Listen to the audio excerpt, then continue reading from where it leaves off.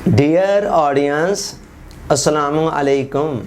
मौलाना room रहमतुल्लाह अलैह ने मसनवी के अंदर एक बड़ी ख़ूबसूरत हकायत दर्ज की है कि एक शहज़ादा अपने उस्ताद से सबक पढ़ रहा था। बादशाह का बेटा था और उस्ताद उसे सबक पढ़ा रहा था।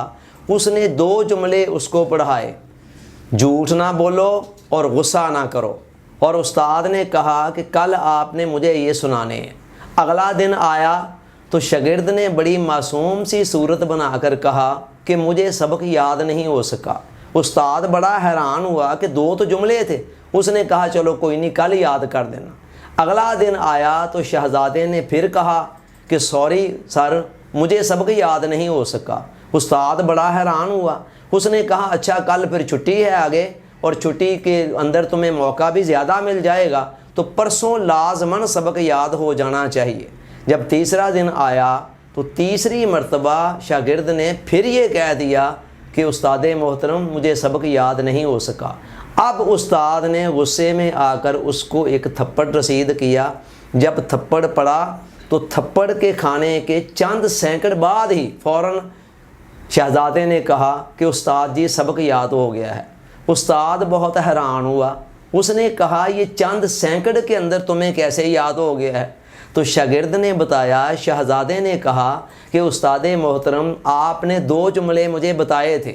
नंबर 1 झूठ ना बोलो और नंबर 2 गुस्सा ना करो। झूठ ना बोलने का अहद तो मैंने उसी वक्त कर लिया था और अल्हम्दुलिल्लाह अब तक कोई नहीं बोला। सवाल ये था गुस्सा नहीं करना, ये तो तब ही था ना जब गुस्से का कोई मौका आए तो फिर मैं देखूं कि मुझे गुस्सा आता है कि नहीं आता।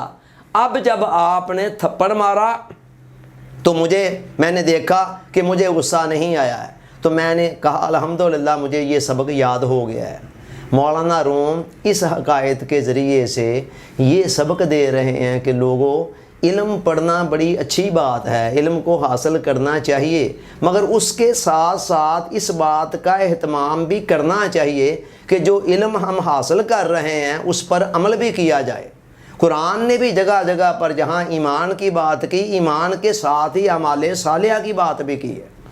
तो हम आम तौर पर इल्म हासिल करते चले जाते हैं, ये हमारी ज़िंदगी का एक अलमिया है। और अगर गौर करें तो इल्म का मकसूद है क्या?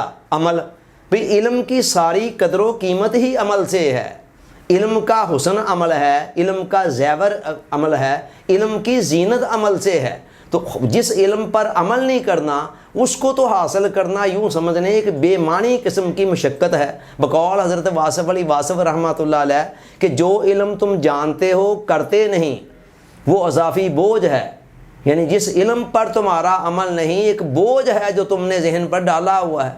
कुरान ने भी कहा मसलुल्लज़ीना हुम्मिलुत तौराता सुम्मा लम यहमिलूहा कमसलिल हिमारि यहमिलु अस्फारा। जिन लोगों को किताब का इल्म दिया गया और उसके बाद भी उन्होंने उस पर अमल ना किया तो उनकी मिसाल ऐसे है जैसे गधे के ऊपर किताबें लादी गई हैं।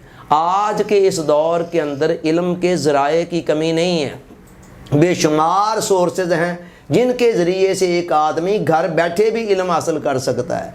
इल्म की कोई कमी नहीं है, इल्म बहुत ज़्यादा है।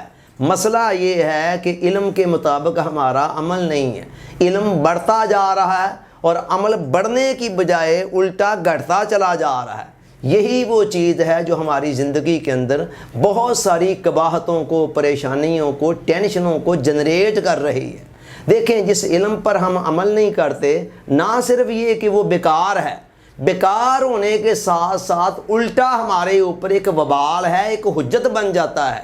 कि एक तो था ना, बंदे को पता नहीं था तो चलो किसी दर्जे में उज़र था कि चूँकि मुझे पता नहीं था, मेरे इल्म में नहीं था कि ये बात ऐसे है या ऐसे नहीं है। जब इंसान को पता चल गया तो पता चलने के बाद, इल्म आने के बाद भी जब वो उसकी खिलाफ वर्जी करता है तो उसके पास अपनी उस गलती का जवाज़ ख़त्म हो जाता है।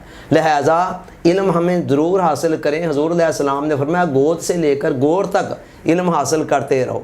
हमें जब तक ज़िंदा रहना है इल्म को हासिल करना है, مگر ساتھ ساتھ ہمیں اس بات کا بھی اہتمام کرنا ہے کہ جو علم ہم حاصل کر رہے ہیں اس کو عمل کے سانچے میں بھی ڈالنے کی کوشش کی جائے۔ ٹھیک ہے 100% یہ فاصلہ ختم نہیں ہو سکتا، عمل 100% علم کے مطابق ہونا ہمارے لیے مشکل ہے، لیکن میکسیمم جس حد تک بھی اپنے عمل کو علم کے مطابق کر سکتے ہیں اس کو کرنا چاہیے، اسی میں دنیا اور آخرت کی کامیابی ہیں۔ اللہ تعالیٰ سوچنے سمجھنے یاد رکھنے عمل کی توفیق عطا فرمائے، آمین۔ آپ کا بہت بہت شکریہ۔ السلام علیکم۔